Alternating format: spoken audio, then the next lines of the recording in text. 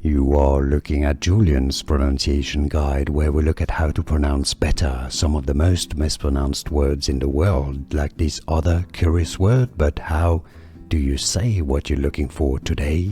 Let's learn once and for all how to pronounce this very confusing word in English. Yes, there are many confusing words in anatomy medical terms, so I suggest you stay tuned to learn much more correct pronunciations. Phlyctenular, that's British English pronunciation. Phlyctenular.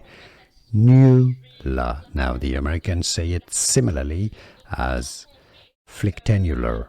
Phlyctenular, stress on the te syllable. It's easy, and now you know. Here are more videos on how to pronounce more confusing words and names too many mispronounced. Like this video if you found it useful. I appreciate your support. I'll see you soon, and thanks for watching.